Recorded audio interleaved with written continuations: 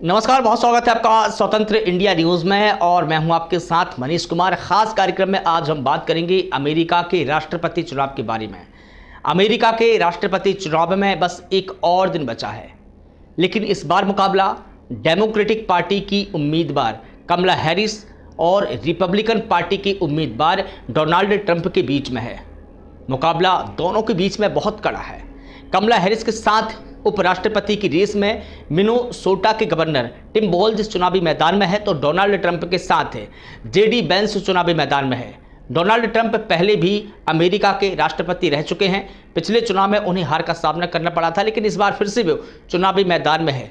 अब देखना होगा कि इस बार डोनाल्ड ट्रंप चुनाव जीतकर दोबारा चुन के आते हैं या कमला हैरिस इतिहास रचेगी, क्योंकि अमेरिका के संसदीय इतिहास में आज तक कोई भी महिला राष्ट्रपति पद तक नहीं पहुंच पाई है, यानी कि वो मैडम प्रेसिडेंट तक नहीं बन पाई हैं। तो आइए जान लेते हैं, क्योंकि कल से अमेरिका में राष्ट्रपति का चुनाव शुरू हो रहा है। इसके लिए कितनी योग्यताएं जरूरी है, कितना पढ़ा लिखा होना जरूरी है, कौन अमेरिका का राष्ट्रपति बन सकता है। सबसे पहले हम इस सवाल का जवाब ढूंढेंगे कि क्या कोई भी बन सकता है अमेरिका का राष्ट्रपति। इसका जवाब है नहीं, कोई भी नहीं। अमेरिका का राष्ट्रपति का चुनाव लड़ने और प्रेसिडेंट बनने के लिए यूएस के संविधान में क्वालिफिकेशन को लेकर की दूसरी योग्यताओं का विस्तार से ब्यौरा दिया गया है, यानी कि पूरी डिटेल्स दी गई है। अमेरिकी संविधान में कहा गया है कि राष्ट्रपति का चुनाव लड़ने के लिए कम से कम 35 साल की उम्र होना बहुत ही जरूरी है। कोई भी व्यक्ति अगर चुनाव लड़ेगा तो वो कम से कम 35 बरस का हो। हालांकि अधिकतम आयु का कोई भी संविधान में जिक्र नहीं है। चुनाव लड़ने के लिए वही व्यक्ति योग्य होगा जो अमेरिका में कम से कम 14 साल तक रहा होगा। अमेरिका में राष्ट्रपति की कुर्सी के लिए वही व्यक्ति योग्य होगा जो या तो अमेरिका में पैदा हुआ हो या जिस शख्स के माता पिता अमेरिका के नागरिक हो, तो ही वो व्यक्ति राष्ट्रपति पद का उम्मीदवार हो सकता है, राष्ट्रपति बन सकता है या चुनाव लड़ सकता है। अमेरिका के संविधान में एक और बात बहुत खूबसूरत लिखी गई है। अमेरिका के संविधान में लिखा गया है कि राष्ट्रपति के लिए वही व्यक्ति एलिजिबल होगा जो नेचुरल बॉर्न यूएस सिटीजन हो। तो आखिर नेचुरल बॉर्न यूएस सिटीजन कौन है, इसको हम कुछ उदाहरणों से समझेंगे। मैं आपको बता दूं कि अमेरिका अपनी धरती से दूर बाहर कई देशों में भी अपना मिलिट्री बेस वगैरह संचालित करता है।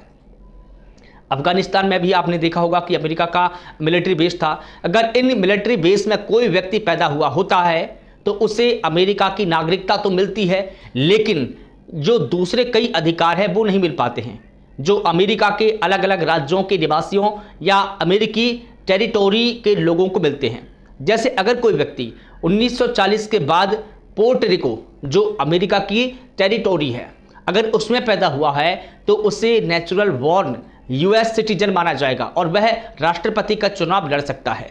लेकिन अगर कोई व्यक्ति दूसरे देश में अमेरिकी मिलिट्री बेस में पैदा हुआ है तो वह नेचुरल बॉर्न यूएस सिटीजन नहीं माना जाएगा, क्योंकि वो अमेरिका की धरती में पैदा नहीं हुआ है और वो जिस धरती में पैदा हुआ है वो अमेरिका की धरती नहीं है। उन्हें अमेरिकी नागरिकता तो मिलेगी, लेकिन वो व्यक्ति राष्ट्रपति का चुनाव नहीं लड़ सकता और ना ही राष्ट्रपति बन सकता है। तो ये जो बात लिखी गई है अमेरिका के संविधान में बहुत ही महत्वपूर्ण है नेचुरल बेस बॉर्न के बारे में।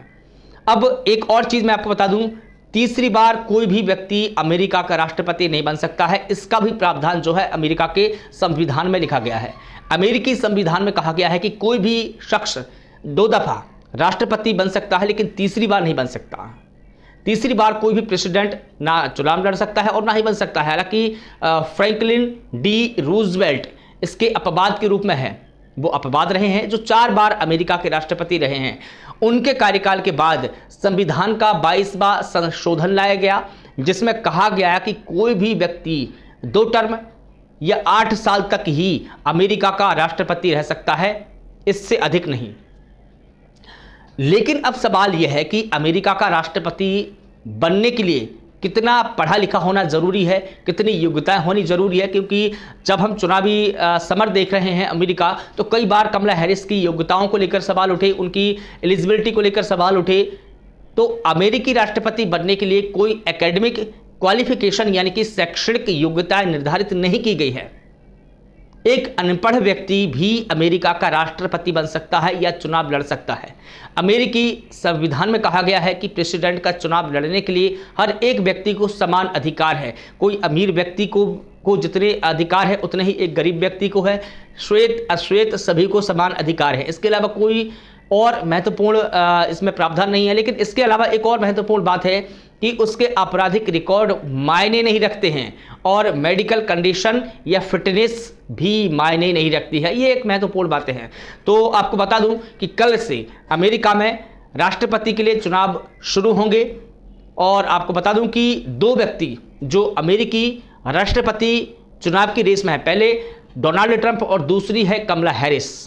कमला हैरिस का नाम इसलिए उछाला जरूरी जा रहा है क्योंकि देखिए पहली बार ऐसा है जब कोई महिला अमेरिका का राष्ट्रपति चुनाव लड़ रही है। इससे पहले जितनी भी महिलाएं अमेरिका में राष्ट्रपति के चुनाव लड़ी हैं वो हारी हैं। आज तक कोई भी महिला अमेरिका का राष्ट्रपति नहीं बन पाई है। तो क्या कमला हैरिस इतिहास रचने जा रही हैं या डोनाल्ड ट्रंप दूसरी बार राष्ट्रपति बनने जा रहे हैं? देखना होगा कि इस बार के चुनाव में कौन किसको मात देगा और कौन किसे इस चुनावी समर में पटखनी देगा। हालांकि अब एक बात और है कि अगर कमला हैरिस राष्ट्रपति का चुनाव जीतती हैं तो ये वाकई अमेरिका के संसदीय इतिहास का एक महत्वपूर्ण घटना होगी जब कोई महिला अमेरिका में राष्ट्रपति का पद संभालेगी, व्हाइट हाउस संभालेगी और पूरी दुनिया किस तरह से इसको देखेगी ये तो फिलहाल देखना होगा।